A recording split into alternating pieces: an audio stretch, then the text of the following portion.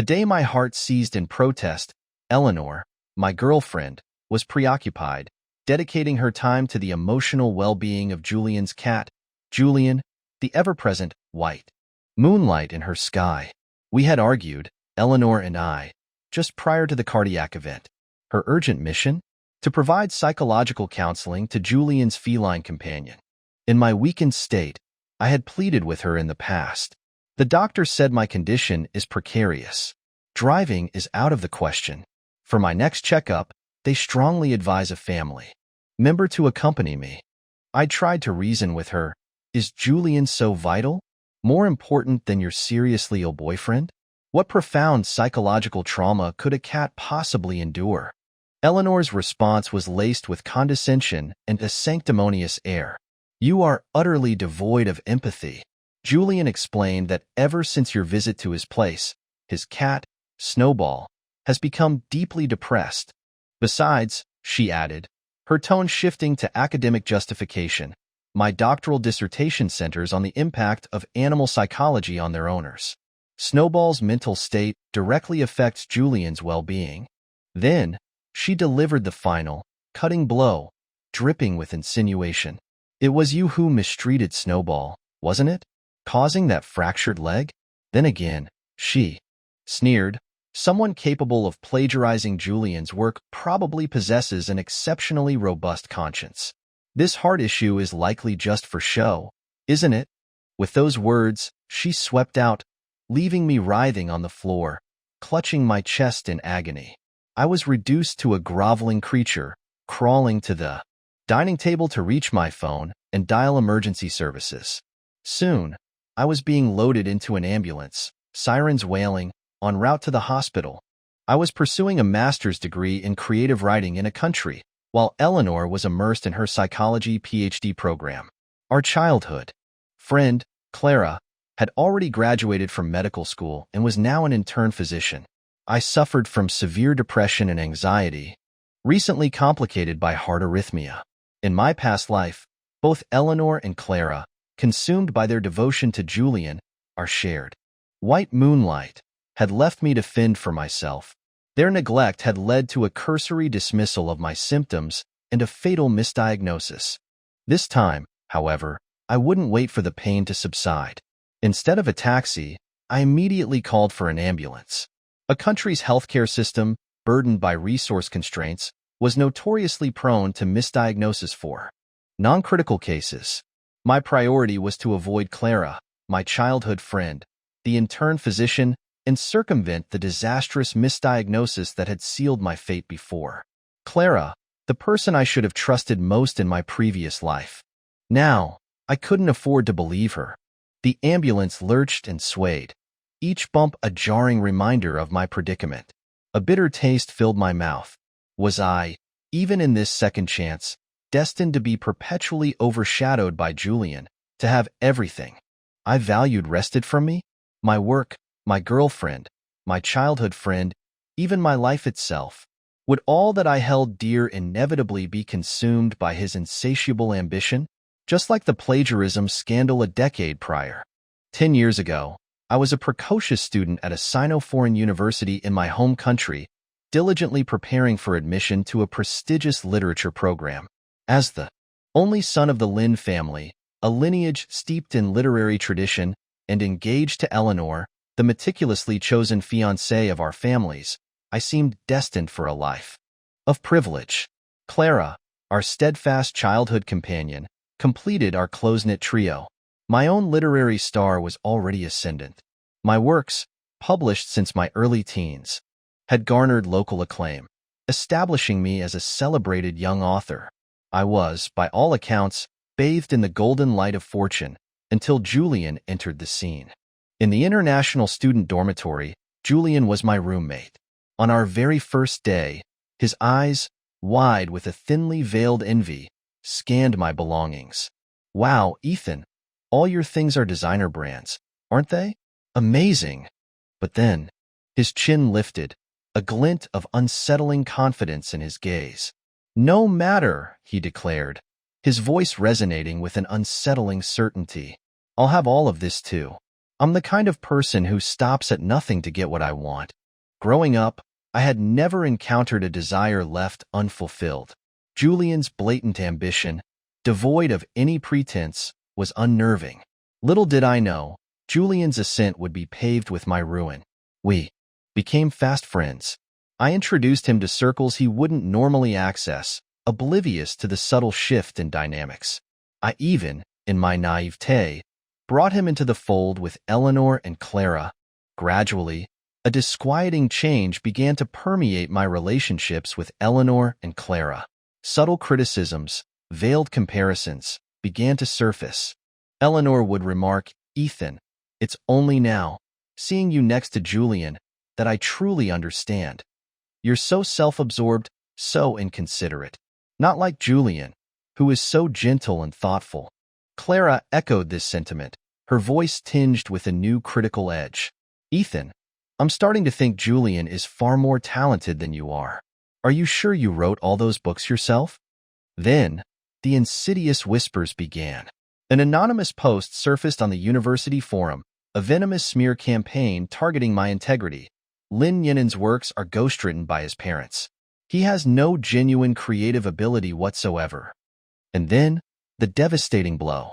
News broke that a literary competition, one Julian and I had both entered, had received submissions from both of us.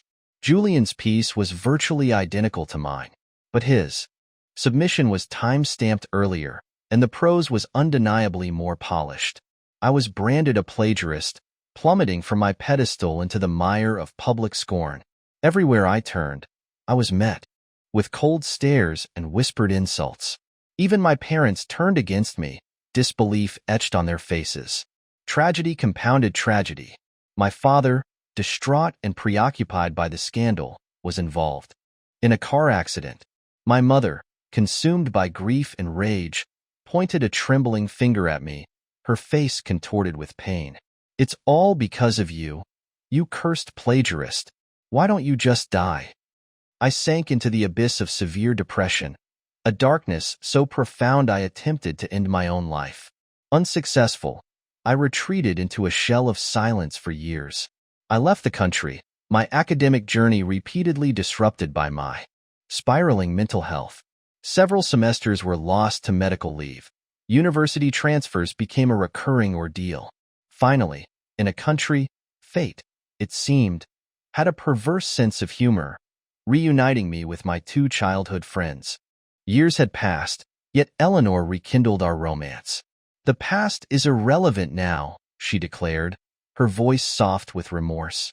"Actually, when I heard about your depression, I felt a pang of guilt. That's why I switched to psychology, hoping, one day, to heal you." Tears welled in my eyes, a potent cocktail of gratitude and relief. Eleanor and I became engaged. We often went camping with Clara, drives filled with nostalgic laughter and shared memories. My writing began to attract attention. Once more, just as I dared to believe that life was finally turning a corner, Julian reappeared. He had leveraged that tainted piece of writing, the one that had destroyed me, to catapult himself to fame. He had moved abroad, rumor had it, securing a green card under the guise of an artistic and literary talent. His reemergence instantly diverted Eleanor and Clara's undivided attention. And in my previous life, it had ultimately led to my agonizing death. Sir, can you hear me?" Pulled back from the precipice of memory, I was once again staring at the swaying ceiling of the ambulance. The paramedic, noticing my lapse into a daze, was urgently checking my responsiveness. I blinked, focusing on his concerned face. Seeing that I was conscious, he visibly relaxed. Throughout the ride, he questioned me about my medical history, conducting a rudimentary examination. Finally, his diagnosis echoed the dismissive verdict of my past. Preliminary assessment suggests anxiety-induced somatic angina. By the time we arrived at the emergency room, the sharp, constricting pain in my chest had eased somewhat. A nurse assisted me, her arm a steadying presence as I walked into the bustling chaos of the ER. But the moment I crossed the threshold, darkness descended. My vision blurred, my knees buckled, and I collapsed onto the linoleum floor. In the fleeting seconds before unconsciousness claimed me, I saw the entire emergency room staff converge, a wave of white coats rushing towards me. Among them, I glimpsed Clara. Her mouth moved, forming words I couldn't quite decipher, her voice a muffled echo in the encroaching darkness. Further examination yielded results eerily identical to my previous ordeal. My heart, according to every test, was perfectly normal. I pressed my lips together, a knot of frustration tightening in my chest. But I insisted. For the past 6 months, I've been experiencing palpitations, excessive sweating, and sometimes excruciating chest pain. The doctor scrutinized the test results again, his expression unchanged. Indeed, all tests are within normal parameters. This strongly suggests classic somatic symptoms of anxiety. Disappointment, cold and heavy, settled in my stomach. Emergency rooms in this country, I knew, were reluctant to initiate in-depth investigations unless symptoms were demonstrably severe. My staged collapse, my theatrical faint at the entrance, had been a desperate gamble to avoid Clara, to circumvent the familiar path of misdiagnosis. Yet, despite my efforts, the diagnosis remained unchanged. Why? Clara escorted me out, her demeanor solicitous, almost overly so. From the pocket of her white coat, she produced a packet of soda crackers, pressing them into my hand. Ethan, you have a history of stomach problems. Acid reflux can also cause radiating chest pain. Soda crackers will help. Gazing into her eyes, the same gentle, reassuring smile I remembered from before, a chilling uncertainty crept into my heart. Could it be that the previous diagnosis, the one that had condemned me, had been accurate after all? Was I simply spiraling into paranoia? I searched Clara's gaze, my voice barely above a whisper, laced with a desperate plea. Clara, I know your shift is almost over. Could you possibly drive me home? Eleanor had the car.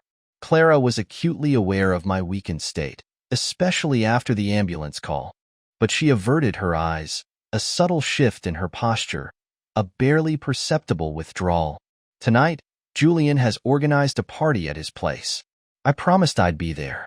You'll have to manage on your own, Ethan. I masked my disappointment, pulling my coat tighter around me, accepting the packet of crackers in silence. Without a word, I turned and walked out into the biting wind. Predictably, nothing had changed. Julian, once again, held unwavering priority in their lives. Julian, over and above everything, even my well-being. Outside, a harsh mix of rain and snow lashed against the city. The subway system was crippled by a strike. Alone, I endured a torturous odyssey of bus transfers, the biting wind cutting through my thin jacket. Just as I was drifting into a fitful doze on the bus seat, my phone vibrated. It was a message from Eleanor. Ethan, are you all right? Clara messaged me. Glad to hear you're okay. I finished Snowball's counseling session. Julian is having a party tonight. I won't be back. Maybe you'd like to join? Snowball, Julian's cat. The fragile flicker of hope that had ignited within me was instantly extinguished. With a weary swipe, I deleted the chat. Log with Eleanor. What was I even expecting? That Eleanor would prioritize my well-being over Julian? Or even over Julian's cat? She showed no consideration for my recent angina attack, no thought to how I might navigate the city for hours to get home without a car. And she certainly wouldn't consider that I would be the last person to want to attend a party hosted by Julian, a man whose very presence was a source of torment. Opening my social media feed, Julian's face filled my screen once more. Since his reappearance, Eleanor had insisted on re-adding him to my contacts. He had posted a series of photos, each one more saccharine than the last, posing with his cat, radiating that nauseatingly perfect, warm-hearted man persona. One photo even captured Eleanor in the act of counseling Snowball. The caption, pinned by Julian, dripped with calculated insinuation. When you are loved, even your little cat is loved. Snowball was so happy today, she almost called Eleanor Mommy. Predictably, Eleanor and Clara's sycophantic praise flooded the comment section. Our Julian is just getting more and more handsome. So caring about a cat's mental health. Julian, you are truly a golden-hearted man.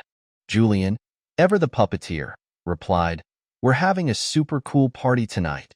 Guess who wasn't invited? Ostensibly a jest, but laced with deliberate cruelty.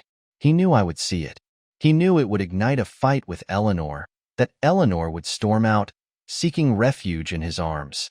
His generosity and understanding would then be showcased. In stark contrast to my irrational jealousy, this orchestrated drama, I realized with a chilling certainty, was the prelude to my demise. This was how, in my past life, Eleanor had been absent when my heart had finally given out. The memory of my agonizing death, the desperate struggle for air, the suffocating darkness, remained vividly etched in my consciousness. I could still feel the phantom sensation of grasping at empty air, the wide-eyed terror as life ebbed away. My body discovered days later. Snapping back to the present, I forced myself to like Julian's post. Then, in a moment of defiant impulsivity, I added a comment, spot on. I wasn't invited. You three are clearly soulmates. Respect and blessings. Having already died once, I found myself strangely liberated from my former inhibitions. With a decisive click, I sent the comment and switched off my phone. Back in the sterile emptiness of my apartment, I began a meticulous inventory of my medications and medical records. A chilling pattern emerged. My heart palpitations, the crushing chest pain, had begun with alarming frequency around 6 months ago. Julian's reappearance, I realized with a sickening lurch in my stomach, coincided precisely with this onset. Correlation, however, was not causation. It could still be explained as stress, the emotional fallout of his presence. My anxiety and depression medication, a constant fixture on my bedside table, was readily accessible. Eleanor, sharing my living space, had ample opportunity to tamper with them. A wave of paranoia washed over me. On a sudden impulse, I emptied the pill bottles, discarding every single tablet into the trash. I curled up on the sofa, fully clothed, exhaustion pulling me under. I drifted into an uneasy sleep, haunted by fragmented nightmares. I awoke to Eleanor's drunken ramblings. She had clearly just returned from Julian's party, reeking of alcohol, her words slurring. Ethan, why didn't you come tonight? Julian said. He doesn't even care about that thing 10 years ago. She swayed slightly, her eyes unfocused. And those things you wrote back to him? Julian would never do that. You're getting so difficult, Ethan. Her voice trailed off, thick with disapproval. Disgust coiled in my gut. I turned away, retreating to the bedroom without a word. Moments later, Eleanor stumbled into bed beside me, the reek of cheap wine clinging to her like a shroud. Sleep eluded me. The alcohol fumes, Eleanor's oblivious presence, the gnawing dread. Tears welled, tracing cold paths down my temples, soaking into my hair. It was always the same, an immutable pattern. Julian's arrival was a harbinger of loss, a vacuum that sucked away any vestige of warmth and affection from my life. Eleanor's words, save for the final accusatory phrase, were verbatim repetitions of her pronouncements from my past life. Despite all my attempts to alter the course of events, there seemed to be no butterfly effect, no ripple of change. I was still diagnosed with anxiety-induced angina. Eleanor and Clara remained oblivious, dismissive of my suffering, convinced it was merely emotional theatrics. Projecting forward, along this chillingly familiar trajectory, I calculated my demise. 7 days. I was destined to die in 7 nights, succumbing to a fatal heart attack. A cold resolve hardened within me.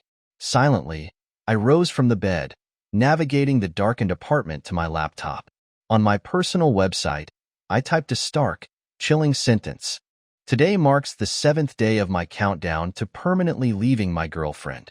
Because in 7 nights, I will die from a sudden heart attack. Today is day 7 of my life's countdown. The next day, I left the apartment. For years, I had lived under the suffocating shadow of plagiarism and depression. My parents, in their own twisted way, had exiled me abroad, severing ties after the scandal. Divorced. They claimed it was to spare themselves further embarrassment in front of family and friends. I had never witnessed such coldness, such utter rejection from the people who were once my anchors. The warm, loving family I had known seemed like a phantom, a cruel illusion. My mother, in particular, held me solely responsible for the disintegration of their marriage, her bitterness a constant, corrosive presence. If it weren't for you, you shameful daughter, your father and I would still be together, she had hissed, her words like acid. After my departure, the flow of financial support dwindled to a trickle, then ceased altogether. Initially, tuition fees and basic living expenses were covered, but as years stretched on, tuition payments became sporadic, and even basic sustenance was withheld. I was left to juggle my studies with a relentless struggle for survival, working menial jobs to stay afloat. My academic pursuits faltered, interrupted by repeated leaves of absence.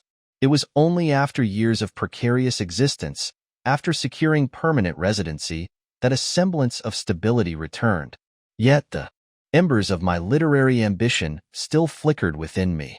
With the meager savings I had painstakingly accumulated, I applied to the Creative Writing Master's program at the Art Institute. Then, Eleanor re-entered my life. And once again, I had become her unwavering supporter, my own aspirations relegated to the background, my own life put on hold. This was why, in my previous life, I had hesitated to call an ambulance, deterred by the exorbitant cost. Now, facing a mere 7 days of life, the realization struck me with brutal clarity. I had not truly lived for myself in years. In fact, ever since Julian's insidious intrusion, my life had been a desperate, exhausting battle to escape his shadow. Suddenly freed from the relentless pressure, I felt a strange sense of liberation. What should I do with these precious last days? I left the apartment, bought a coffee, and wandered through a nearby park, observing the slow dance of leaves in the autumn breeze. For lunch, I indulged in a leisurely brunch at a restaurant I had long admired but never allowed myself to visit. The nearby mountains, ablaze with autumnal hues, beckoned. I impulsively set off on a hike, the path winding upwards, leading me inexorably to the summit. The sun was beginning its descent, casting long, golden shadows across the undulating mountain range. Far below, scattered herds of grazing livestock dotted the landscape. The air was crisp and clean, carrying the scent of pine and damp earth. A moment of fragile peace settled over me.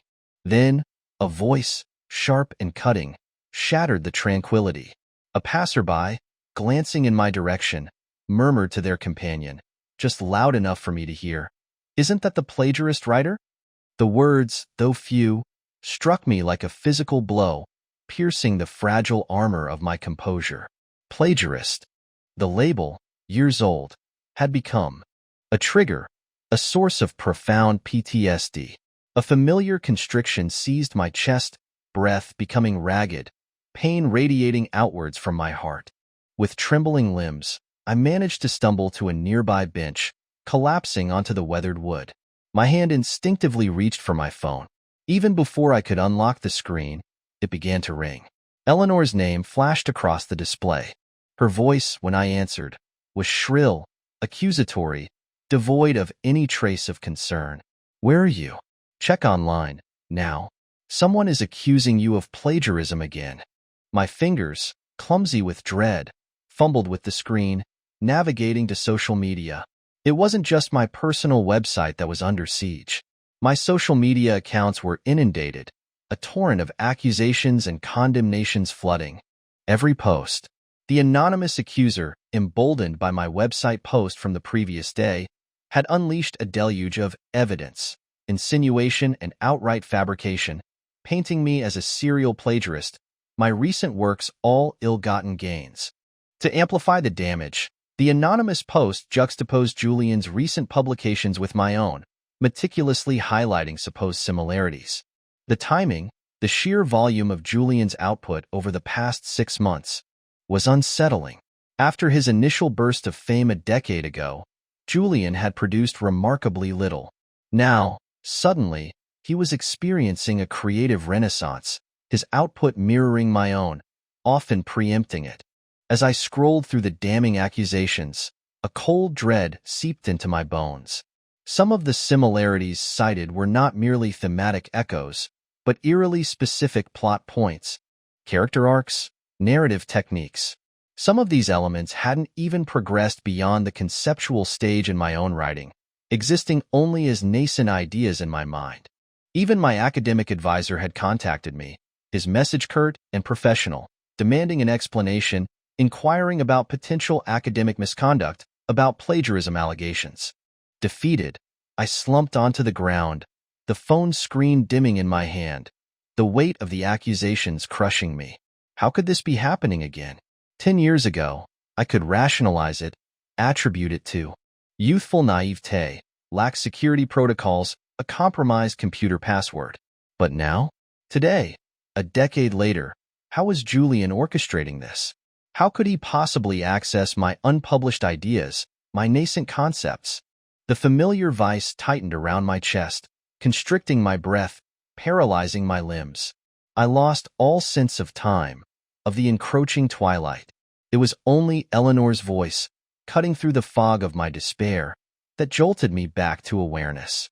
"Ethan?" I lifted my head, blinking against the sudden beam of a flashlight. Eleanor stood before me, her face etched with impatience, her silhouette haloed by the artificial light. Behind her, two more figures emerged from the shadows, Julian and Clara. Eleanor, without preamble, strode forward, grabbing my wrist, hauling me to my feet with surprising force. Her voice, sharp with irritation, lashed out.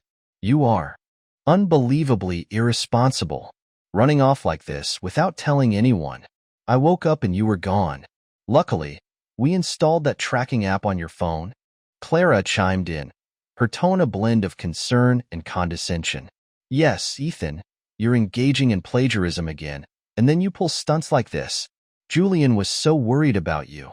He was frantic." Julian, ever the master of calculated empathy, stepped forward, his expression a carefully crafted tableau of concern and innocence. He even reached out, taking my hand in his touch cloyingly familiar. "Yes, Ethan, I honestly don't care what those online trolls are saying about you plagiarizing me. I felt terrible about what happened years ago.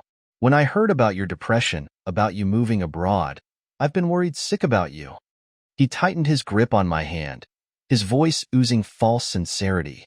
"We're friends, Ethan, brothers. Even if you did plagiarize me, I wouldn't hold it against you."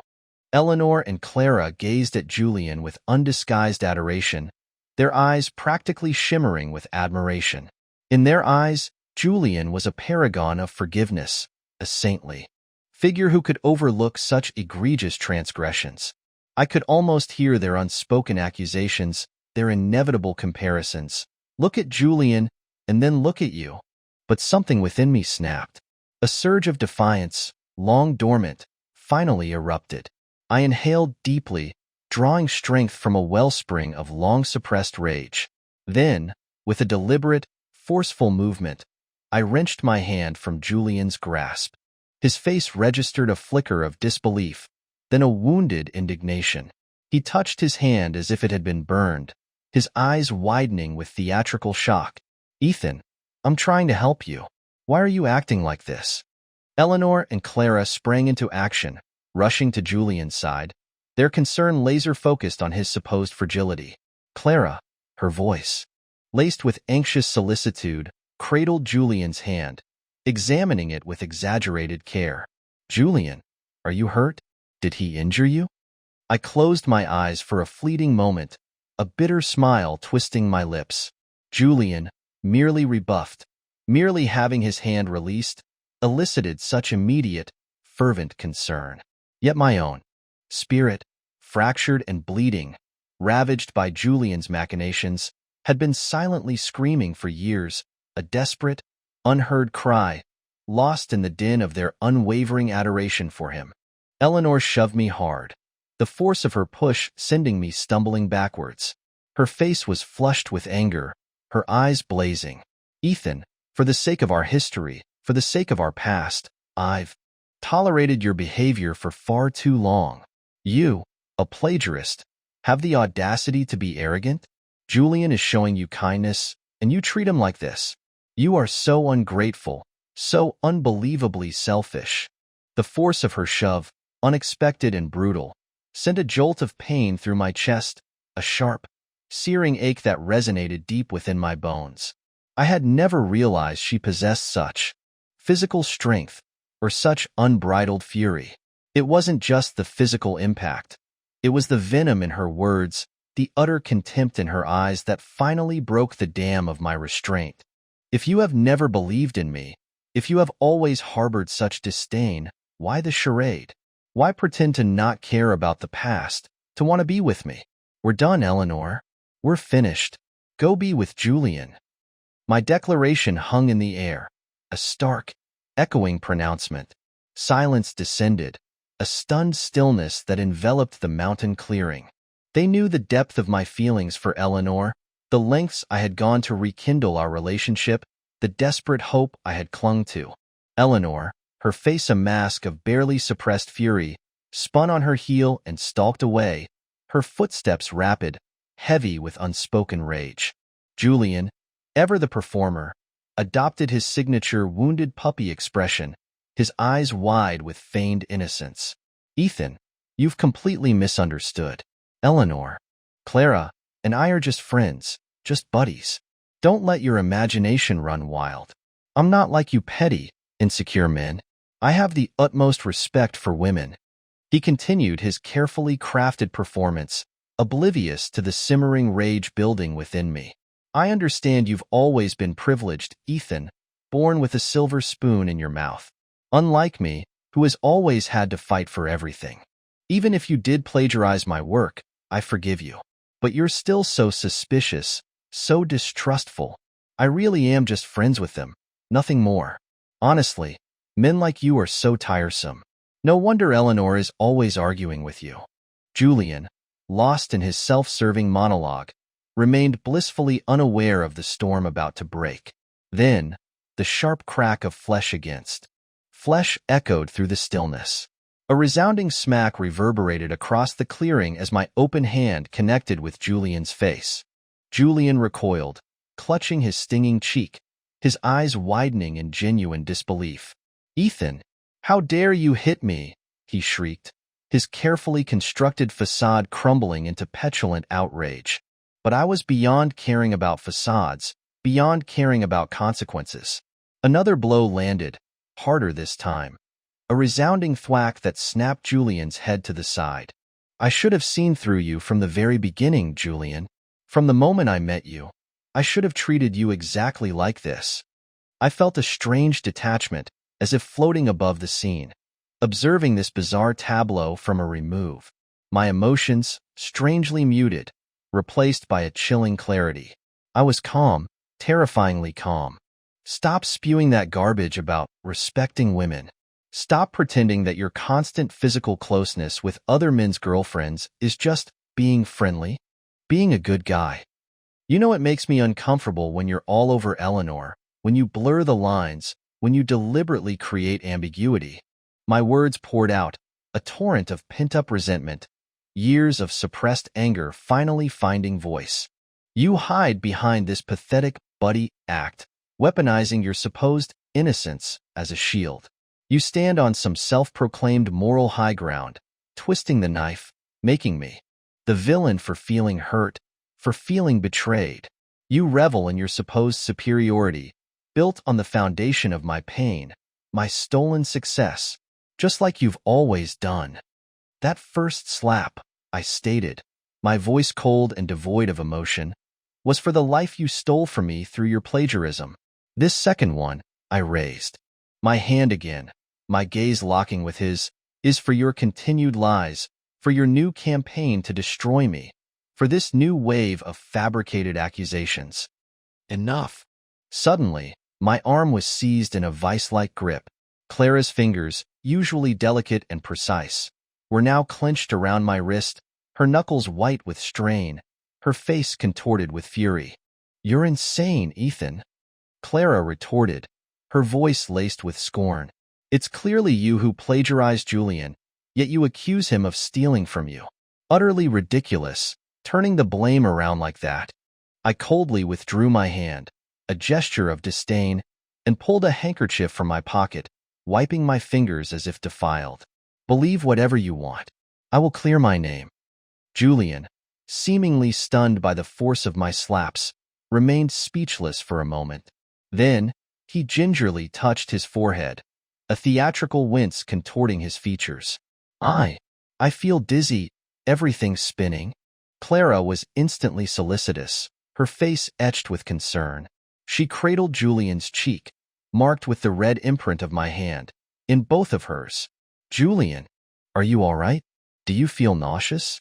I'll take you to the hospital for a checkup right away. We need to rule out a ruptured eardrum or concussion." Yet, just the day before, when I had collapsed before her, writhing in angina pain, she had dismissed it as psychosomatic, offering only a packet of soda crackers as remedy. Julian, ever the master of manipulation, grasped Clara's hands, which still cupped his reddened cheek. He adopted a wounded, innocent expression. I never expected Ethan to be so malicious.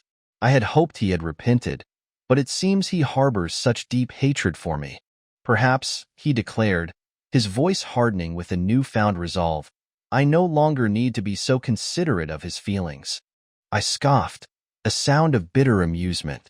"Still playing the victim, I see. The performance continues. But your time in the spotlight is dwindling. Whether this heart condition kills me or not, I will clear my name before I die." Without acknowledging Clara's desperate cry of "Ethan" behind me, I turned and started down the mountain path. Back home, I began to pack my belongings. Years of living as a transient, always anticipating the next move, meant I possessed very little. Everything I owned could be contained within two 28-inch suitcases. It wasn't a painless process. As I sorted through my possessions, memories of Eleanor surfaced with every item, each a bittersweet pang. The flower on the bedside table, we'd bought it together during a trip to a suburban flower market. I remembered holding her hand, her upturned face as she declared, "When I finish my PhD, we'll get married and buy a house with a garden. We'll plant roses everywhere, front and back." The matching toothbrush mugs, nestled side by side. Eleanor's laughter as she'd said, "Even our toothbrushes look like swans with intertwined necks." Even the toaster in the kitchen, a testament to a shared future. I recalled the chaotic first attempt at baking bread, my clumsy hands covered in flour, Eleanor's arms wrapping around me from behind, her soft hair tickling my neck. Living alone, my spaces had always been Spartan, purely functional. Essentials only, never filled with these vibrant, shared objects, these echoes of a life intertwined. A sudden surge of emotion blurred my vision. Through the haze, Eleanor's voice whispered, "Ethan, after all these years, I finally understand. It's always been you. Only you. Let's start again. I'll do everything I can to heal you, to help you forget all the pain." Those words, spoken when we first reunited. Then, I had genuinely believed we could start anew in this foreign land, that I could forge a fresh beginning. But reality, stark and brutal, now stood before me, mocking my naive hope. The truth, laid bare, was this: Julian's mere presence was enough to shatter the fragile, dreamlike illusion I had so carefully constructed. The undeniable fact: Eleanor would always choose to believe Julian. The misty memories dissolved, replaced by the stark reality of my open suitcase. I raised a hand to wipe my face, clearing my throat with a forced cough. Just then, Eleanor's voice drifted from behind me. "Ethan, where are you going?" Since my return and the start of my packing, Eleanor had remained on the sofa, scrolling through her phone, silent and withdrawn. Now, she fixed me with a gaze, her expression tight, as if suppressing an outburst. I firmly closed the suitcase, the latches clicking shut with finality. "Anywhere that isn't with you." I stood up, forcing a smile, though I knew it was a grimace, a pathetic imitation of joy. "I'm setting you free, Isn't that what you want? You can be with Julian now, without your reputation being tainted by association with a plagiarist. I had already seen the online whispers, people digging into my relationships, finding Eleanor's social media profiles. But Eleanor suddenly grasped my hand, her voice softening, laced with a desperate plea. But, don't you love me? I'm used to you being in my life. I'm graduating soon. We were supposed to get married, remember? Holding back the tears that threatened to spill, I slowly, deliberately, disengaged her fingers from mine. But now, I don't want to anymore. Looking back, across 2 lifetimes, the only constant variable, the one thing that had remained unchanged, was my relationship with Eleanor. Although I still couldn't discern the precise link between the heart attacks and the plagiarism accusations, a gut feeling told me I was nearing the truth. I booked a train ticket for the following dawn. But insomnia, my constant companion, returned with a vengeance. Listening to Eleanor's even breathing beside me, I tossed and turned, sleep an unattainable luxury. As the digital clock on the nightstand flipped past midnight, a stark realization settled upon me. My life was now reduced to 5 days.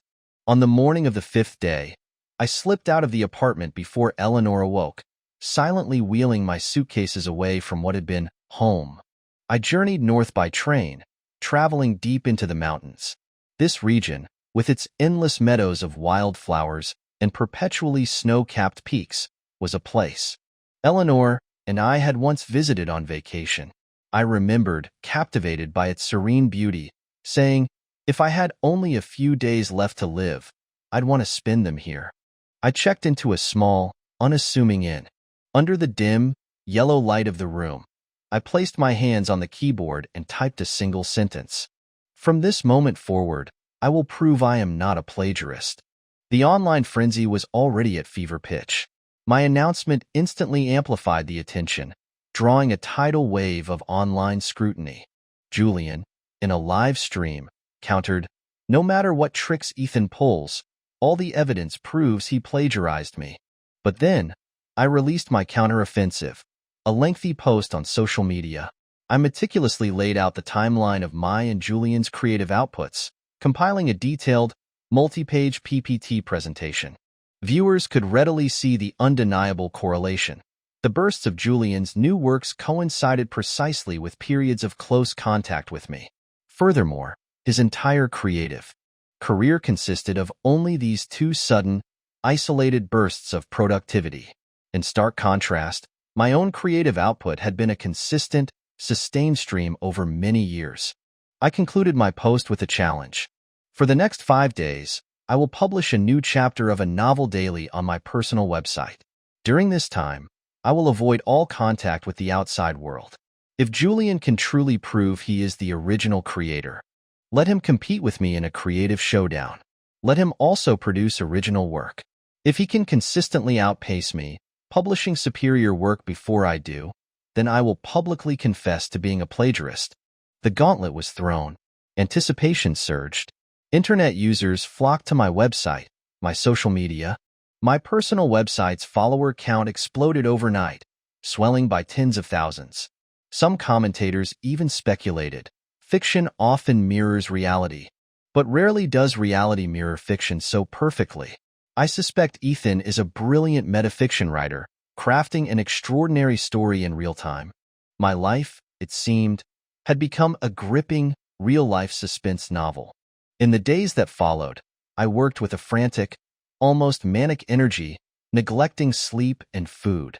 These new stories were conceived from entirely fresh ideas, deliberately avoiding any echoes of past works, consciously steering clear of any themes or plot points Eleanor might be familiar with.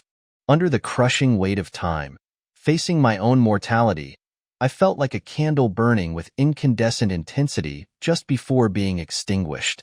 I poured every ounce of remaining energy into creation. I needed to seize every fleeting moment, to transcribe every word, every story clamoring to be told before my time ran out. It was the most intense, most productive period of my creative life, a peak I knew I could never replicate. In those fleeting days and nights, I entered a state of near meditative flow, crafting story after story, publishing them on my personal website. My own experiences, including the premonition of my impending death in 7 days, were woven into a semi-autobiographical narrative, updated in real time, chapter by chapter. These works, characterized by their fantastical plots, audacious language, and avant-garde style, were hailed by critics as genius creations. Unbeknownst to me then, these 5 days of writing would later be compiled and published as my magnum opus, my definitive collection. Julian's attempts to respond on his own account were pathetically weak in comparison. Initially, he managed to churn out a few pieces, but their lack of originality was glaringly obvious. Beyond superficial flourishes, he possessed no genuine creative depth. Ultimately, Julian's facade crumbled. He suffered a complete meltdown, ending his online presence with a dramatic goodbye live stream. The truth, by then, was undeniable. Whatever methods Julian had employed, he was demonstrably not the true creator of those works. And my name, after nearly a decade of relentless slander, was finally, unequivocally cleared. But I knew the story was far from over. On the final night, the victor declared. I sat in the inn's small dining room, surrounded by fellow travelers, their voices a chorus of congratulations. Congratulations, Mr. Lin. You are truly a renowned writer now. Kind strangers offered words of comfort. That premonition must be false. The chime of an email notification sounded. My advisor had sent his accolades. I have read all your recent work. Based on these pieces alone, your graduation portfolio is more than complete. Furthermore, your talent far surpasses. But I simply closed my laptop, gathered my meager belongings, and walked out to the hillside. Tonight, a meteor shower was predicted, the mountain region a popular spot for stargazing. I found a secluded spot away from the crowds, unfurled my tent, and lay down, gazing up at the vast expanse of the night sky. In this second life, I had done everything within my power to alter my fate. If death still awaited me, I would accept it without resentment. Having cleared my name, having poured all the stories within me onto the page, I discovered a strange sense of peace. I no longer feared death, no longer yearned for Eleanor. Watching the meteors streak across the heavens, burning themselves out in fiery trails as they plunged into the cosmos, I suddenly understood. My deepest love wasn't for Eleanor. It was for the creative self, the being that thrived in the realm of language and words, the ceaseless creator within me. I had always believed creation was a path to connection, to shared souls. But I now realized that creation, in its purest form, was a path only to my own soul. The final meteor flashed across the sky, its brilliance incandescent, then faded. Simultaneously, amidst the collective gasps of awe from the distant stargazers, the hands of my watch ticked past midnight. I closed my eyes, bracing myself for the agonizing pain, the heart-stopping seizure.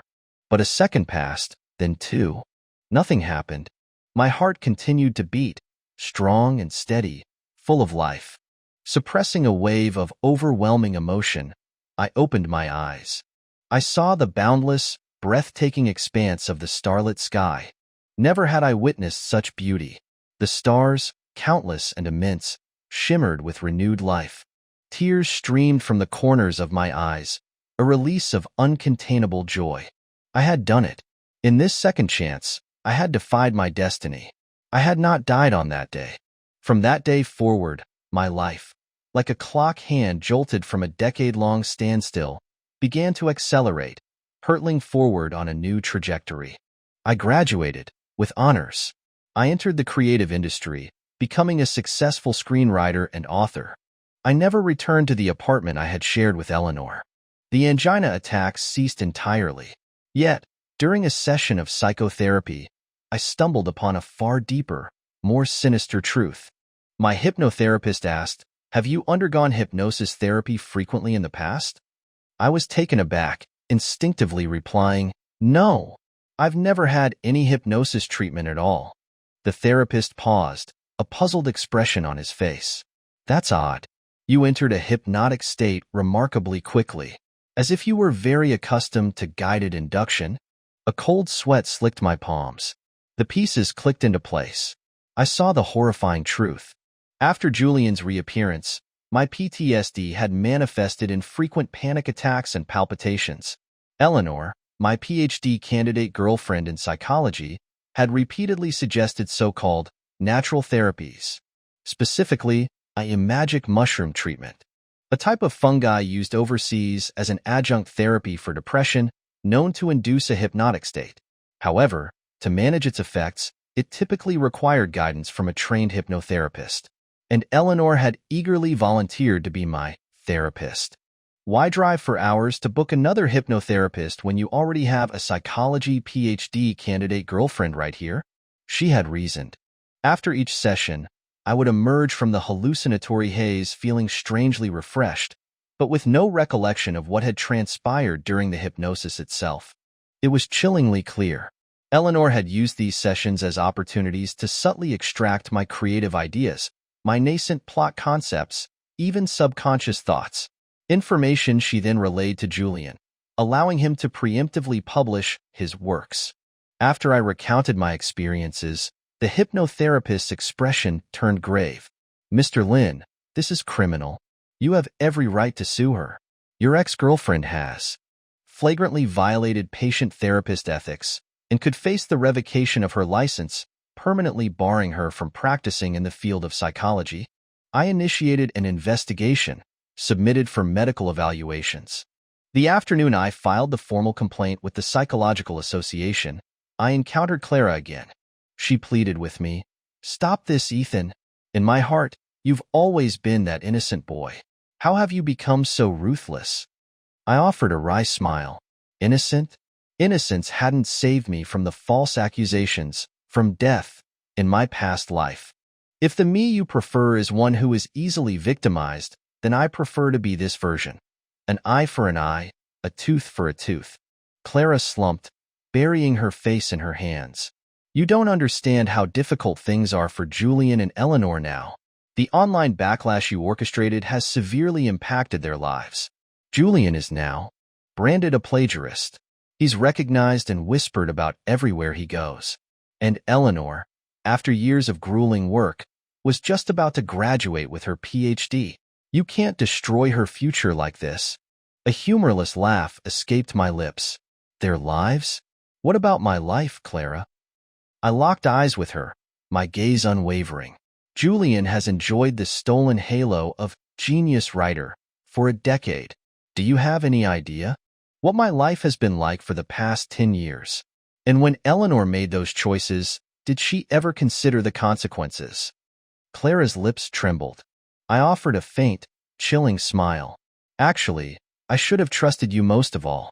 I ate every single soda cracker you gave me, except for the very last packet. Clara's eyes widened in horror as I produced a lab analysis report from my bag. I spoke slowly, deliberately. That packet of soda crackers. It contained a specific drug, a substance that induces palpitations and chest pain. You and Eleanor, truly Julian's devoted accomplices. A two-pronged attack, not only to permanently steal my work, but also to silence me, to ensure I could never speak out. I fixed Clara with a steady gaze. This drug, it's commonly used in cardiology. If we examine your hospital medication logs, we should find traces of you handling it, shouldn't we? Without waiting for Clara's stammered defense, I turned and walked away. A sudden thump echoed behind me. I glanced back. Clara had collapsed, kneeling on the public street, in broad daylight. She clutched at her hair, her body convulsing with sobs. "Ethan, you can't do this. I just barely graduated from medical school. Ethan, you'll forgive me, won't you?" Suddenly, as if grasping at a lifeline, she seized my hand. "Actually, it's always been you I've loved. I never truly wanted to hurt you, but who knew you'd actually have a heart attack? I knew I could never compete with Eleanor fairly. I just wanted to make you weaker, hoping maybe then I'd have a chance. But each time, you just became stronger, more resilient." Looking down at the trembling woman, the horrifying truth dawned on me. Clara had also been reborn. But in this second chance, she too had chosen not to help me, but to attempt to push me back into the abyss. I leaned down, my voice a soft whisper in her ear.